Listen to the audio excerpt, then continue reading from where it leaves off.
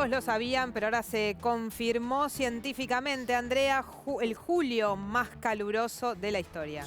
Y lo más peligroso, Mariana, es que es la determinación que hacen los expertos, concretamente desde el Observatorio Copernicus de la Unión Europea, tomando la combinación de todas las estaciones, es decir, hemisferio norte, hemisferio sur, con lo cual tuviste en el hemisferio norte el verano más caluroso de la historia y en el hemisferio sur el invierno más caluroso de la historia.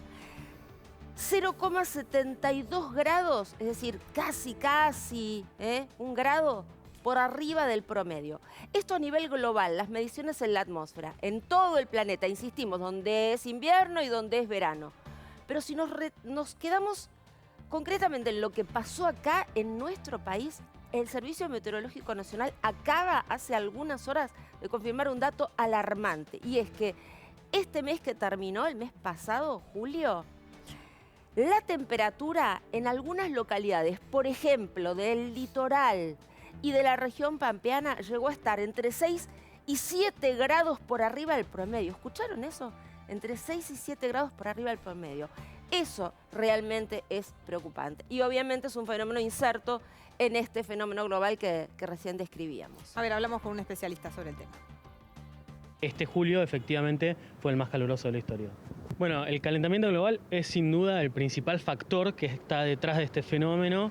Después hay fenómenos regionales o planetarios regionales que se montan sobre el cambio climático, como es el fenómeno del Niño y la Niña. Ahora nosotros venimos de varios años de Niña, que eso significa sequías en nuestro país, estamos pasando una fase de Niño y eso implica probablemente que estos años van a ser un poco más calientes de lo normal. Lo que hace el cambio climático es empujar los niños y las niñas hacia los extremos. Es decir, si va a venir un año niño que va a tener algunos componentes, el cambio climático hace que se exacerben esos componentes.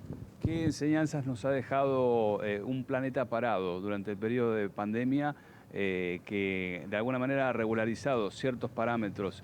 Hemos aprendido menos de lo que uno pensaría o deseara, ¿no?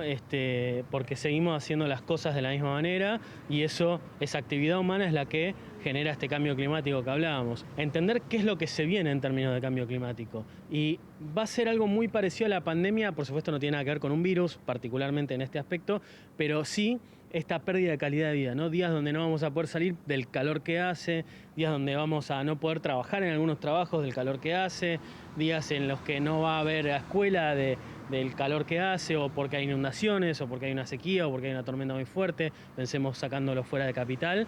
Y bueno, es esa pérdida de calidad de vida la que va a volver a traer el cambio climático. Además de que, bueno, el alimento va a aumentar porque va a ser más difícil de cosechar, digamos, también en el bolsillo de la gente eso se va a ir haciendo sentir cada vez más, lamentablemente. Cosas que ya pasaron, ni más ni menos este verano en la ciudad de Buenos Aires, la suspensión de las clases por el calor. ¿Qué pasa con el ventisquero negro en Bariloche, Andrea? Las consecuencias de esto que estábamos hablando. Mira, no hay, Mariana, rincón del planeta en donde los glaciares no estén en retroceso. No hay. Es decir, en todas. Esto pasa en los Alpes, pasa en la cordillera, pasa en el Himalaya.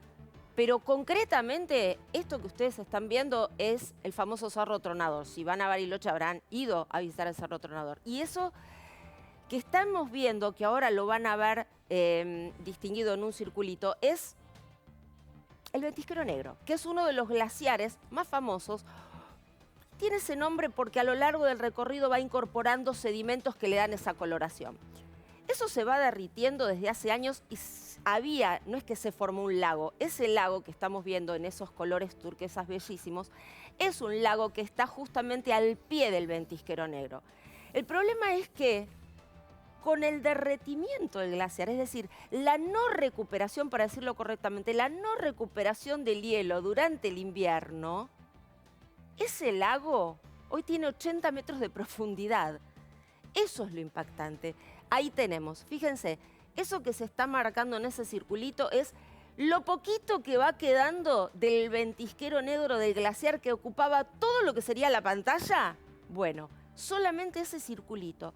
Es un retroceso importante, tiene que ver con el cambio climático y obviamente, insistimos, esto está en un marco de una situación que puede afectar desde lo paisajístico. Alguien dirá, un lago hermosísimo, sí, claro, pero detrás de ese lago hermosísimo hay consecuencias que son peligrosas.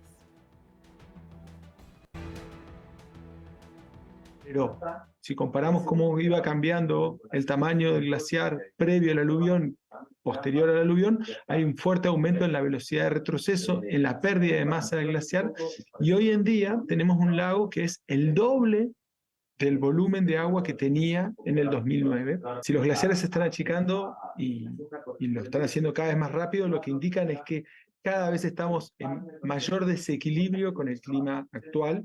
Nos están hablando de la gravedad de la crisis climática que estamos observando.